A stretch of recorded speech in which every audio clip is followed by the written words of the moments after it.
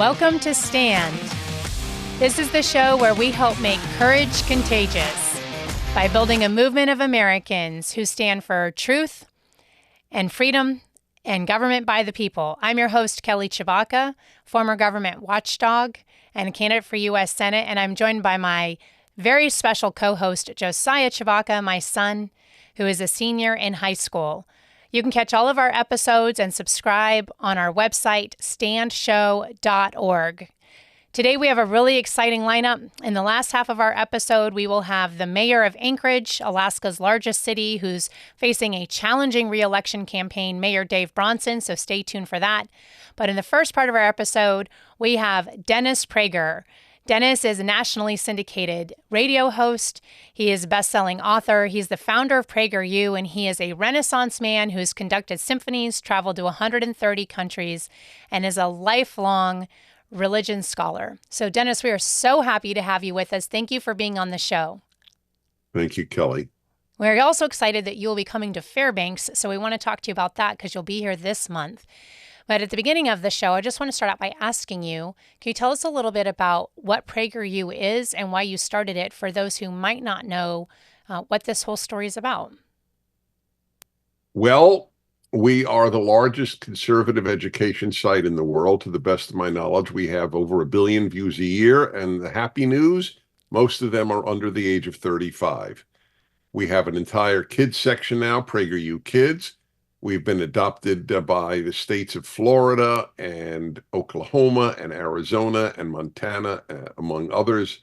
Officially and unofficially, teachers use our materials in schools. And of course, parents should show this to their children. It's wholesome history and stories, and we take God seriously.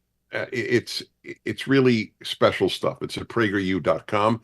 And we also have about 700 5-minute videos for people high school through 100 years of age, which are extremely professionally done, from the Civil War to modern American life. We have a series on every president. The best way to learn history is through biography, and we have biographies of every president, or nearly everyone, up. Anyway, people should go to PragerU.com and they'll sort of get addicted. It was founded by really Alan Estrin. Then I co-founded it with him, but it was his idea. On a ship we were both on in the Indian Ocean, walks over to me and says, "Dennis, let's start Prager University." And he wasn't joking, because he never jokes. That's not his personality. And I go, "Well, what do you mean?" He said, "We got to get your ideas to more people." And that's all I care about, is getting my ideas to more people. I wrote that, in fact, in my high school journal. I actually wrote, I know what I want to do with my life, influence people to the good. That's what I wrote when I was a junior in high school. I have never wavered on that. I am preoccupied with good and evil.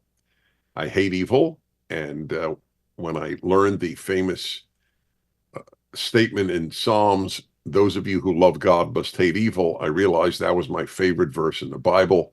If you don't hate evil, you don't love God.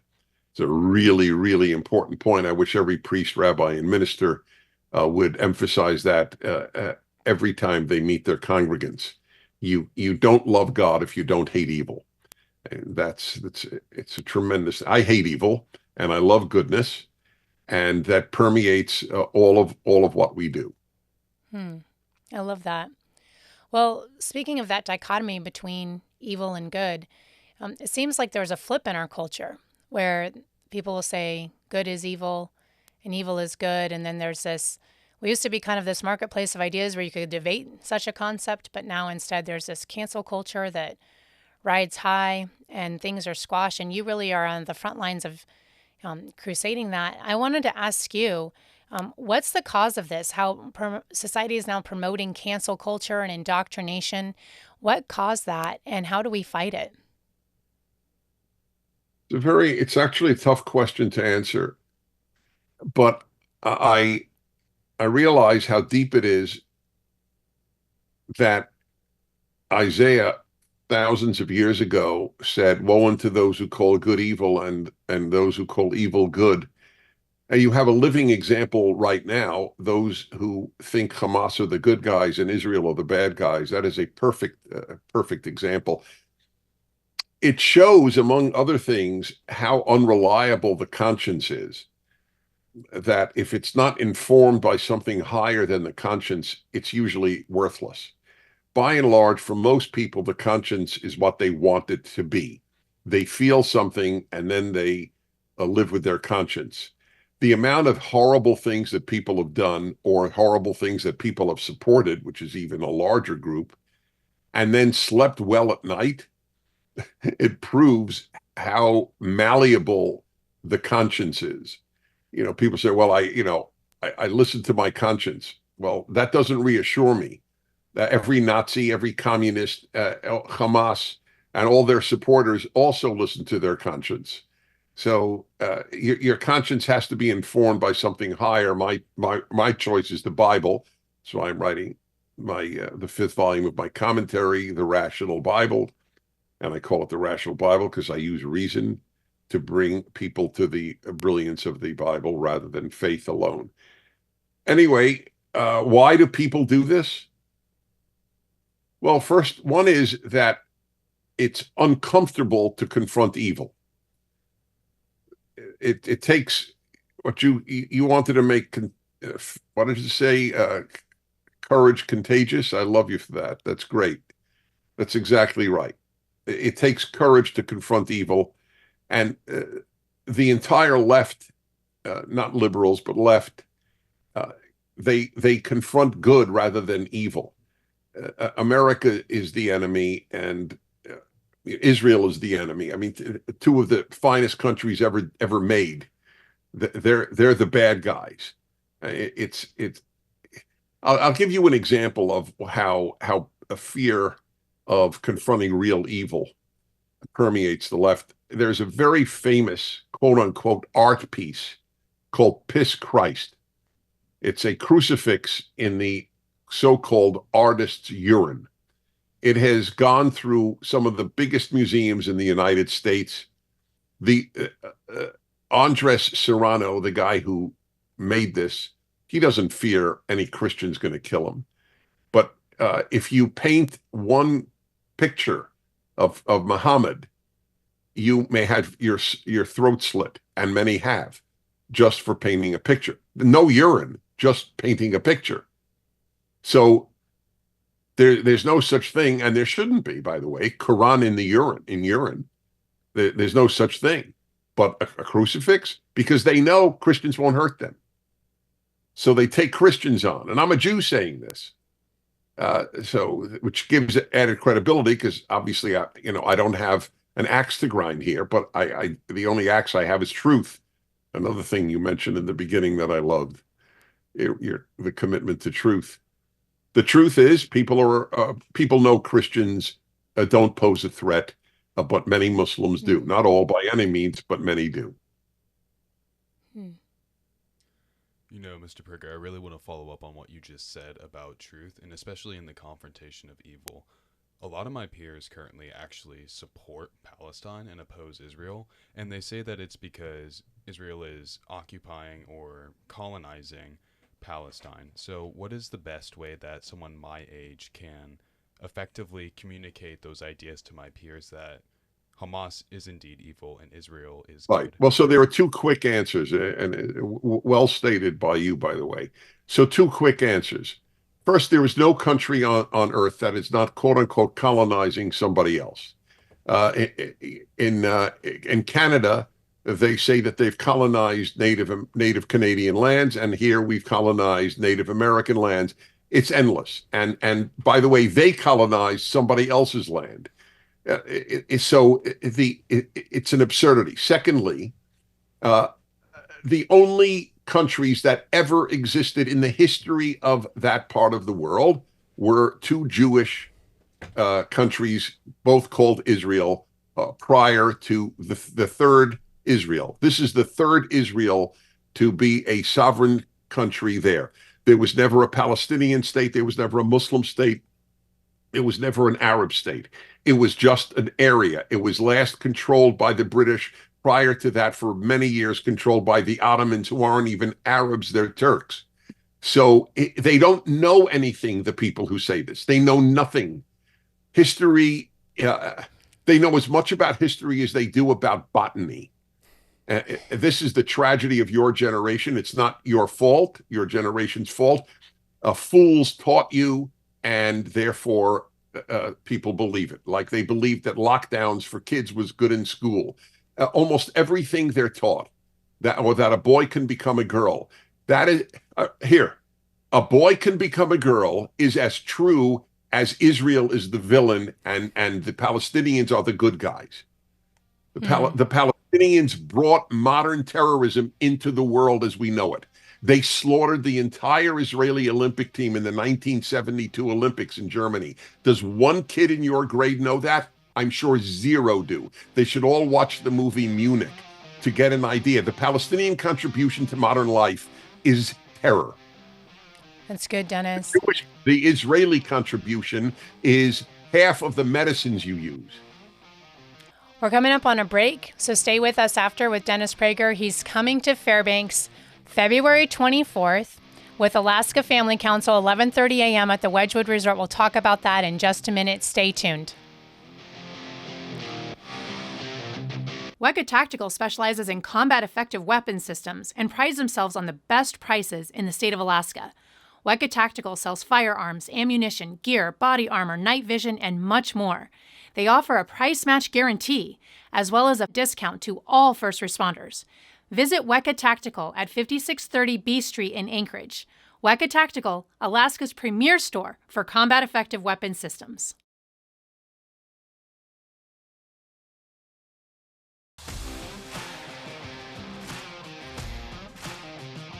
Welcome back to Stand. We're here with Dennis Prager. We're so excited you'll be coming to Fairbanks February 24th with Alaska Family Council. Can you share with us what will you be talking to Alaska about? A lot of things, including the civil war in the United States and the war in the Middle East. They're very much related. The left in America supports Hamas. The left in America is anti-American. They almost go together. I wrote an essay. I write a column every week. There are literally 1,000 of them on the internet for those interested. And it was, if you say men give birth, everyone knows what your stance is on Hamas versus Israel. How do we know that? Why are they in any possible way related? Yet we know, it's not we assume, we know if you say men give birth, you're pro-Hamas and anti-Israel, because that is the way the conscience, the mind work. When you're colossally wrong, now anybody could be wrong on any one subject, but when you're colossally wrong, you tend to be colossally wrong in everything. It's sort of like at a restaurant. I've noticed if the opening course isn't good, the odds are the entree won't be good, and vice versa. Restaurants tend to have constantly delicious or constantly mediocre dishes. That is the way it works in the moral sphere.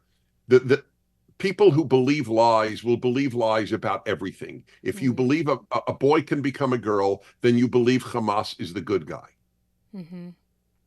Josiah, anyway, so that's why I'm speaking about both. I think it's good. In Fairbanks. Yeah. Again, February 24th, 11:30, you can get your tickets at Alaska Family Council's website. Josiah, what was your follow-up question on Hamas for Mr. Prager? Well, I guess my main follow-up would be, you were talking about how my generation has been educated by fools, and that's why we say foolish things. So what is the best way that I can change my peers' minds and, as you said earlier, get my ideas out to other people and successfully change their stances? One of the most effective ways is to give them good articles and good videos. You don't even have to be the source of the argument. That's why people, put things up on their Twitter account. They want others to see that. The problem is the brainwash is so deep that they assume if you show the other side, excuse me, they assume if you show the other side, you are you are showing the bad guy, and they won't be open to hearing it. This is that's the Orwellian use of the word misinformation, so that people who said don't lock down schools were accused of not following science. The people who ruined a generation of kids not going to school for nearly 2 years, they said they were following science. And those of us like me who said you are ruining children's lives, I said it in April 2020. I said that lockdowns were the greatest international mistake in history. It's on the internet. And of course, the entire left said, oh, this is misinformation. And therefore, Google and others actually suppressed it.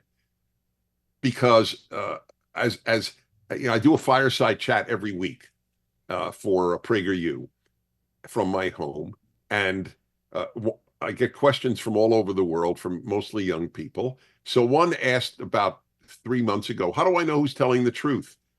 And I came up with an immediate response that I thought was really good. I had not thought about it before. I was put on the spot to answer it. The side that censors is usually the liar. Wow. We conservatives are very happy for you to read other opinions. They are not. There is no example since the Russian Revolution in 1917 of the left allowing dissent. It doesn't. From Vladimir Lenin, to your local university, they never allow dissent. The uproar against a teacher showing a 5-minute PragerU video is the perfect example of the left. The teachers' unions coming out against anyone who shows a PragerU video. You can't handle a 5-minute video? Of course they can, because truth wallops lies in 5 minutes. It's a really good response. I know that we only have you for a short time. What is the most important thing you think Americans need to know in this time, like you said, a time of civil war? Most important thing they need to know to take a stand? That the left destroys everything it touches, from music to art to elementary schools, high schools, universities, the American Medical Association. There is nothing. The National Football League, which is going to play 2 national anthems so as to further divide the country. If people have courage, I'll tell you what, it's too hard, I know, not to watch the Super Bowl, but if the ratings went down, it would be a magnificent day in American life. That's really good. Thank you so much, Mr. Prager, for being with us. We appreciate it. Dennis Prager, everybody, coming to Alaska, February 24th, 11:30 a.m. He's going to be at the Wedgwood Resort in Fairbanks. If you want to be there, you can get your tickets online at Alaska Family Council. We're so glad they're sponsoring you, and we're so glad you're coming back. Thank you for being with us today. We appreciate you. Have a great day. You too. Yeah. So, Josiah, I want to pivot over to you because this was a fantastic opportunity to chat with Dennis Prager. What did you think about his responses to your question?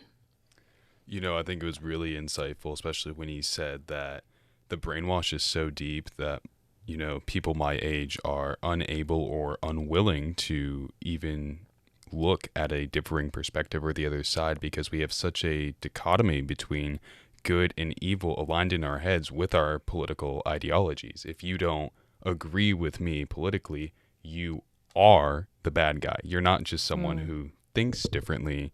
You're the enemy. That's a really interesting thing. What I'm hearing you say is a different idea now makes you the evil person. Exactly. So I like the way he was sharing about how the way to change minds, and I think that this is probably what inspired PragerU, is to provide them with information that we don't have to be the experts or know everything, but that they've created and curated all this content. I understand social media for people in my generation, in your generation. Is it effective to share these short videos that have truth compacted? How do people respond to stuff like that?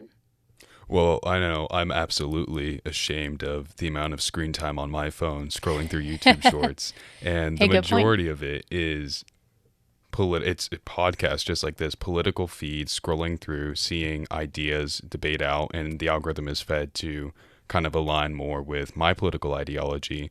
But I think I definitely see people in my generation posting on their social media, reposting reels, things that they think, ideas they want to spread out.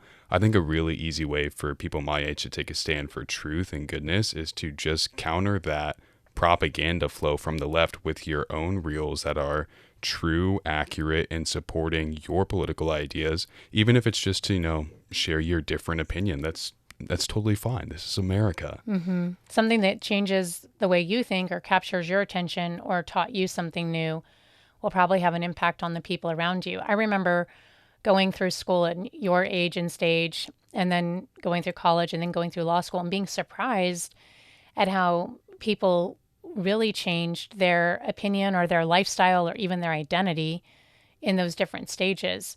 And this is a really unique opportunity in this season of life, high school, these college years, early 20s, to be able to have a really significant influence on people around you. And I think social media even broadens that influence, because you're able to influence people you've never even met. Your social media buddies. COVID really even changed that. We become close friends with people we don't even know or see, because our world of influence is on the internet now instead of just in, your classrooms or your communities.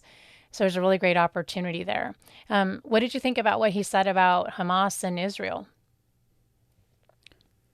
He made a really, really, really good point with the alignment between, if you believe that a man can give birth, you probably are in support of Hamas. I think we didn't really delve much into the conflict or the solution. It's obvious where he currently stands on the conflict. He obviously is pro-Israel, but what really fascinated me especially was his comments about, you would never find a even painting of Mohammed because Hamas will not allow it. Whereas you can disrespect any sort of Christian symbol or ideology, and just kind of showing, I think it's interesting, just as we see the parallel between, if you believe a man can give birth, you probably support Hamas. We can also see, if you are intolerant of someone disrespecting your religious leader at all, you're probably in alignment with the people who are intolerant of respecting any differing idea as well. So just as the left is aligned with Hamas, the Hamas is also aligned with the left in terms of their intolerance. It's a really good observation. There's no openness to the other, if you will. Right. Yeah. And then always couching it in victim ideology. Mm-hmm. So I'm not open to the other because I'm the victim. And that's another parallel I saw. So I remember you sharing kind of this notion of, well, we're the oppressed and we're the victims here because this is our land, and we're being possessed and oppressed by Israel without any actual understanding of the history of the land. And that's the same narrative we get from the left without any understanding that it's actually the left and the parties of the left that brought in slavery and brought in oppression, brought in the welfare state that has held people down and not lifted people up, and all these things that have oppressed people for so long. Really interesting. Well, this has been another great opening segment of Stand. Stay tuned after the break. We'll be back in just a moment with the mayor of Anchorage, Mayor Dave Bronson, who is facing a tough election battle. This April, the first week of April, is elections in Anchorage. Anchorage is about 40% of the state of Alaska. And it'll be interesting to see what happens. We want to talk to him about this re-election, what he has done, why he is running, and all of the attacks that he has been facing. Stay with us. We'll see you in a minute.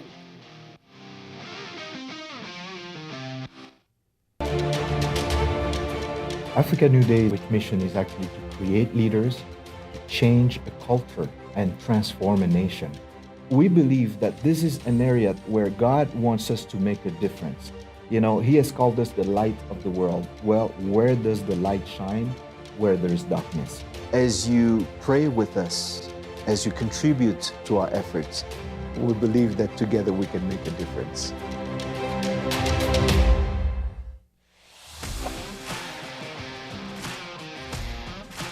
Welcome back to Stand. We just had a fantastic interview with Dennis Prager, and now we're so excited to have the mayor of Anchorage, Alaska, join us, Dave Bronson, who's been serving for several years.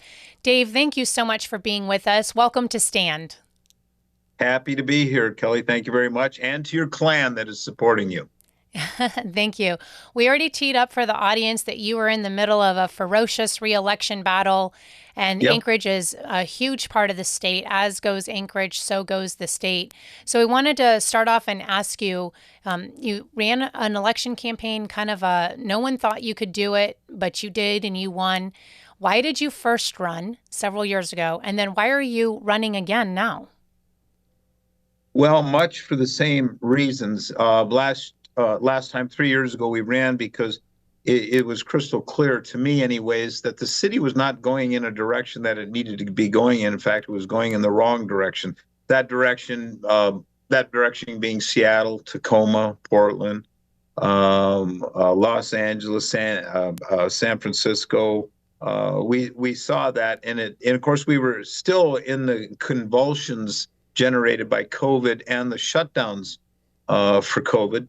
And I thought I could, if I got into office, I could make some difference. And we did. I came in and I stopped the notion of mandatory vaccines. We worked hard at, I didn't mandate any masks or anything like that. However, I did, through my health department, we did provide for vaccines and masks if you wanted them. I took a libertarian approach, not unlike what Governor Dunleavy did, is if you want a mask, I'll get you one. If you want a vaccine, you can go to the health department and get them. But at the end of the day, I'm not going to compel someone to get a vaccine that was by and large untested. Normal vaccine testing cycle is 7 to 10 years, and this one was done in a matter of weeks and months. We don't do that kind of thing in America. And so I was instantly hesitant on that. And I just thought people should have the chance. And then the shutdowns came in our city. That was done by the assembly and the previous mayor. And we were shutting down businesses left and right. I think well over 100 went out of business. And we're still trying to recover from that. And it's funny, the big box stores, which I have nothing against. I'm a Costco member, and I go to Fred Meyer and I go to Walmart, and nothing against them, but they seem to prosper. If you track their stock prices, often they did well. The small businessmen and women were going out of business because the cards were stacked against them, I think. And we had nonsensical COVID rules. They were so convoluted and complex back then, it was actually ridiculous. So, you can stand, but you can't dance, or if you sit, you can't sing. You couldn't keep, and there was plexiglass everywhere. I should have got into the plexiglass business because it seemed to be there was plexiglass shield somehow would stop a virus from spreading, I guess someone thought. So we did that, and then we came in, and then because of the shutdowns, which didn't need to happen, business suffered. So now we spent the first 2.5 years trying to restart a city, especially on the economic side. And then we came in and there were some projects. You get into office and you learn, holy cow, it's not just COVID and things like that. We've had some major construction projects, especially downtown, that were stuck in the bureaucrat political realm that is Anchorage government. We unstuck them. One is Block 41. That's the old Key Bank building downtown. And that entire city block, and to include, fortunately or unfortunately, the old 4th Avenue Theater. I had to make the decision to allow them to tear that down. The building was in terrible shape with lead, elevator issues, lead paint, elevator issues, asbestos issues. It was just a mess.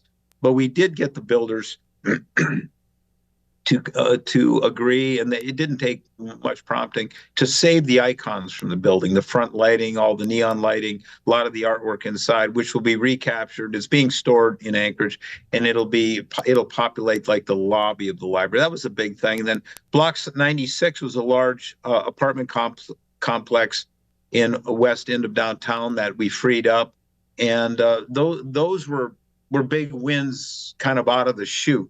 And then within a couple of months of coming into office, I saw that the Port of Alaska modernization program, now the Don Young Port of Alaska, the modernization program was hitting some real roadblocks.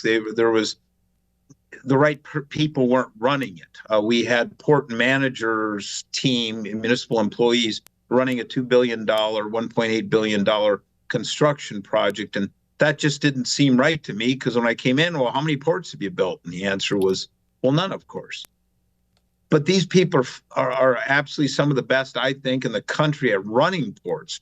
But I says, I'm not in the port running business right now. I'm in the port building business. So I assigned a team. I went to Jacobs Engineering and I says, would you like this project, control of this construction project? And they were the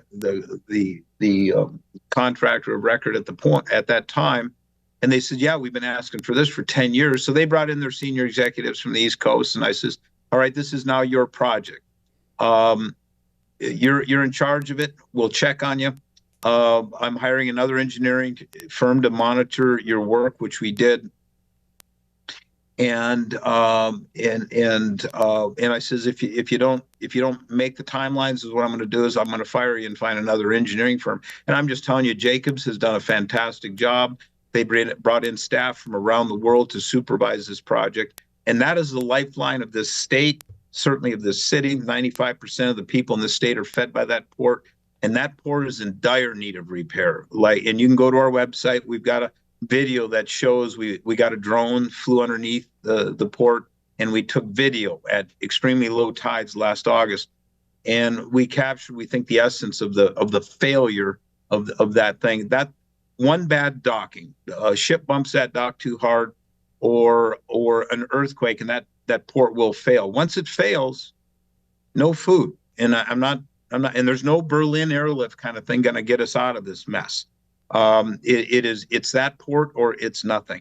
So we've got to get it built up, and the project now is back on track. First quarter of 2028, the terminal number 1 should be up and operational. That's the plan.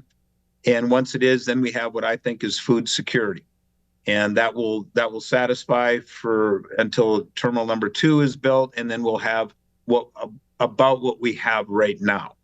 And so that was probably the biggest thing of importance to the whole state was the port plan. We did some other things. We funded a lot of police academy, fire academy academies. That was essential to me, because public safety is the first order of business for any politician, and having a well-funded police department and a well-equipped fire department was a priority of mine, and I moved on that. And I got 2 fantastic chiefs in the police, and Mike Curl and Doug Schrage, absolute fine gentlemen, great chiefs. And those departments give me no trouble whatsoever. And even as we try to support them financially. Something else, and as we deal face to face with the assembly, or what my staff calls the 9 mini mayors, I've got some challenges there, where I've got 9 assembly members who seem to think they're also the mayor, which is fine. That's politics. And we have some areas of conflict, normally in spending, therefore budgeting, and also in the way we deal with homelessness on the streets of Anchorage. I take a bit of a different approach. Housing is very critical. We understand that. We really do. But also, too, there needs to be a law enforcement component of that. And we were weak on that, but that wasn't my fault or the Assembly's fault. Is what that was really was the Ninth Circuit Court made some decisions called Martin versus Boise, which really limited our ability to enforce our own municipal code as it comes to concepts called vagrancy. And so I filed an amicus brief several months ago, which now we anticipate Supreme Court relief from the Ninth Circuit decision, probably June or July. And that will get us back to where we can now enforce municipal code as far as vagrancy and behavior on the street. That's a big thing. And when we found out here about a month and a half ago that the Supreme Court was going to take that, there was high fives going around the 8th floor, and certainly in the Department of Law, and they're very excited about it. I think something else we did that's really big. Housing is probably number 1 or 2 after the port on the threats to our city. The importance, we need to build more homes.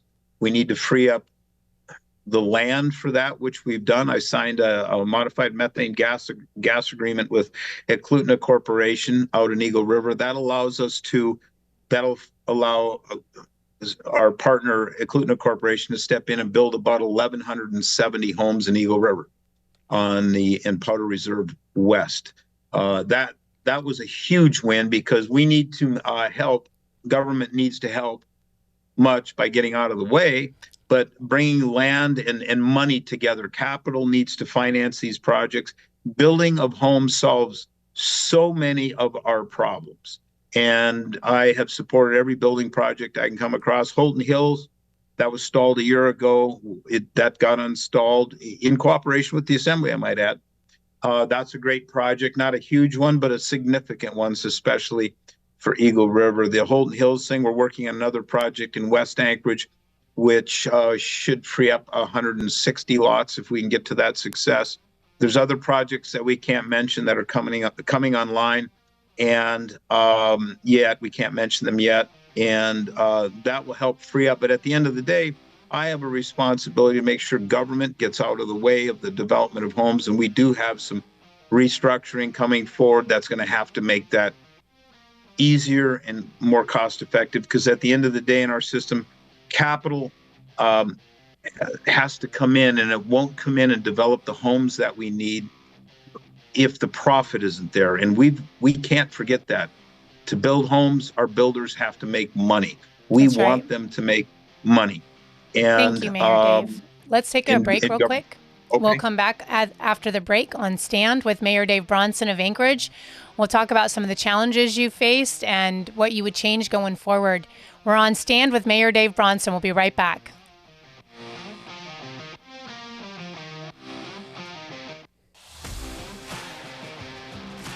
Welcome back to Stand. We are with Mayor Dave Bronson of Anchorage. Mayor Bronson is facing re-election for his seat. Mayor Dave, what is your website for your re-election? BronsonForMayor.com. BronsonForMayor.com. Now, Josiah is with me today. He is my high school senior, and he's got several leadership positions in student organizations across the city. Josiah, what were some of the questions you have for Mayor Bronson? Well, I guess one of the things that I'm wondering most about is what have been some of the biggest challenges in your mayoral administration so far?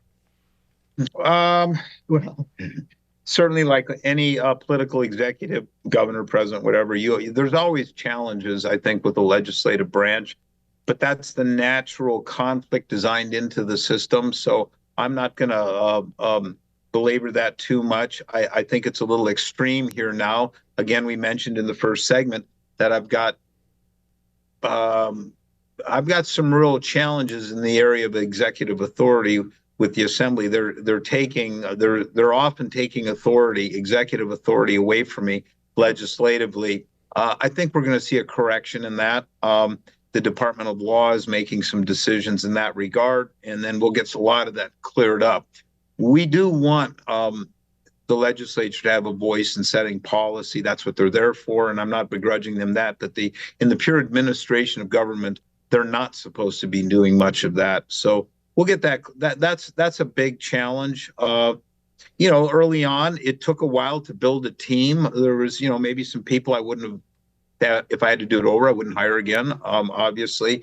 But as in any new administration, corporately, militarily, or certainly in politics, there's some change that needs to go on. We went through, but we're finally at a team right now. I think that I would put up against any team of any administration, governor or mayor in this state. I've got municipal manager Kent Cole-Hayes.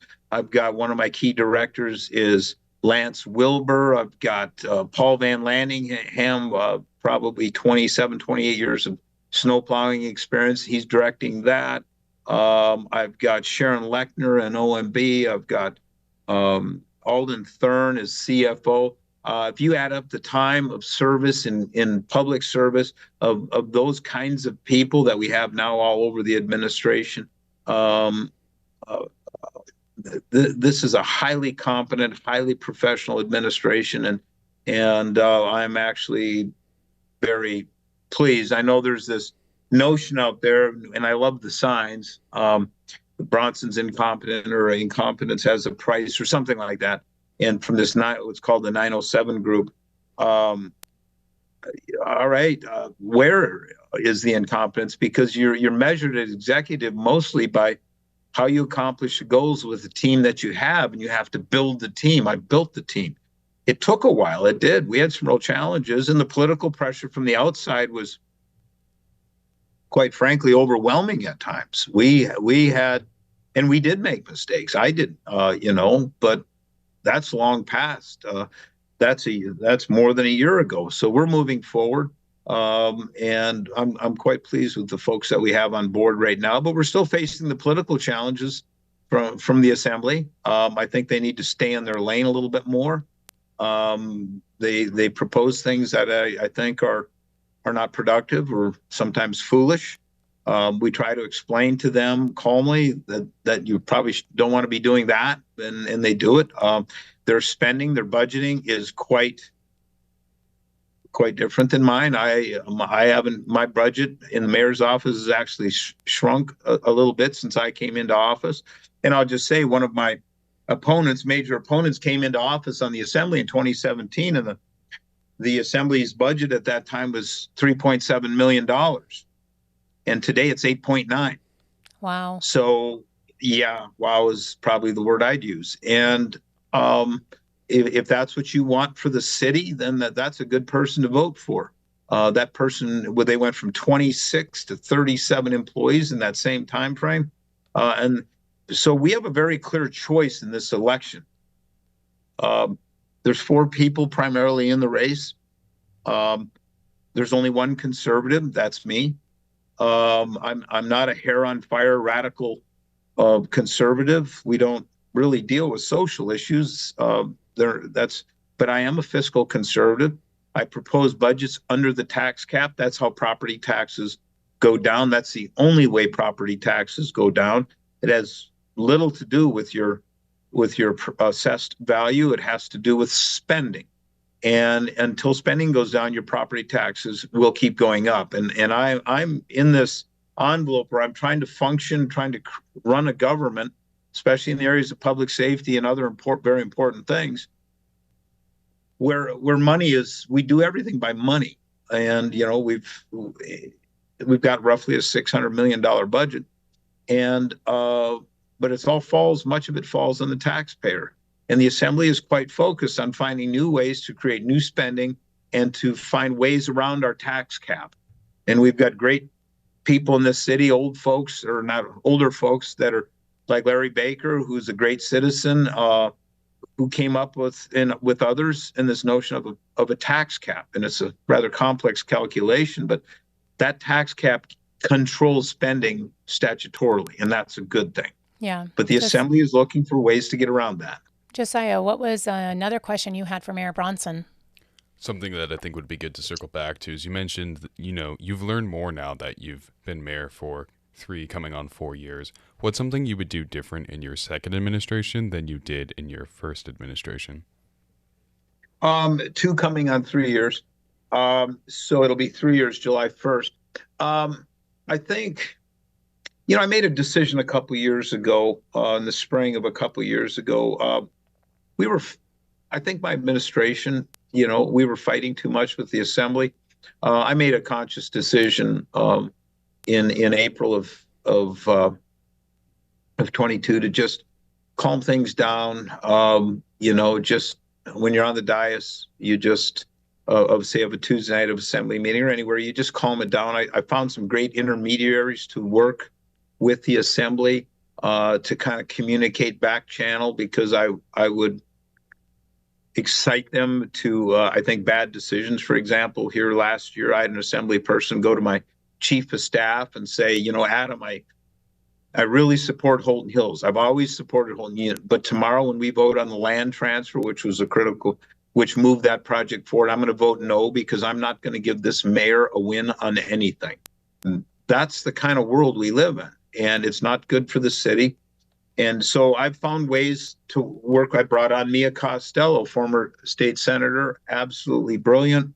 She's very diplomatic, and she's found ways to help. I'm trying to find ways to work with the assembly. That doesn't mean I'm going to give them everything they want. certainly, because we have disagreements. We probably disagree on 30% of the stuff which means we agree on 70% of the stuff. Let's keep that in mind. And I think we're functioning a lot better working with the Assembly, especially in the areas of housing and for the homeless. So that's a good thing. We've made progress, and I'm proud of that. That's really good. What's one thing you want Anchorage to hear you say? I think the focus has got to be whether we're on one side of the political divide or the other, we certainly have to work together. We control the executive side, so how we execute things is our business. That may be up for debate over on the Assembly side of things, but they fund things, they appropriate, and we simply have to work together without compromising our principle. But again, we have to have balanced government. The worst thing that can happen right now, I think, in any city, you don't want one party rule. And if either of my three opponents win, it will be one party rule in this city. And if you want to see what that looks like, look at Portland, Seattle, LA, San Francisco. That's just the West Coast. And this is how it happens. It seems to me these radical and leftists come in and take over the assemblies. They get majorities, then they get the mayor's seat, and then it's kind of over. And I'll be honest with you, I don't want government run by hardcore conservatives completely either. And I would like about a 2/3, 1/3 mix there, because it's good for us. And I'll be political here. It's good for us to keep hearing the radicalness of the left. You want them to have a voice, because you want to see what they're thinking, and you want them in public places saying what they're thinking, because that's the warning. You don't want them silenced, because then things stew in silence, and then it stimulates these public debates that we have to have on things like homelessness or economic development or funding or budgeting and taxes and all that stuff. So you don't want single party governance from the far right either, but you definitely want a center right balance in government. That I think that's the best form of government we have. We don't want to silence one side or the other. Thank you, Mayor Bronson. Give us your website one more time. BronsonforMayor.com. BronsonforMayor.com. The election's the first week of April. Ballots go out in March. There will not be a polling place for Anchorage residents to go to. It is ballot by mail, correct? It's just mail-in ballot only. This is not ranked choice. It's not ranked choice, and it's also not in person. So you must remember to vote by mail. And the best thing we can do is vote.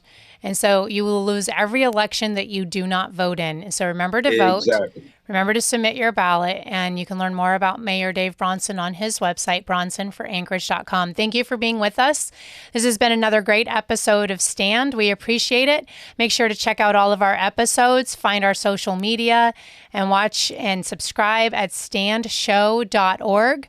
We will see you next week. And in the meantime, stand firm and stand strong.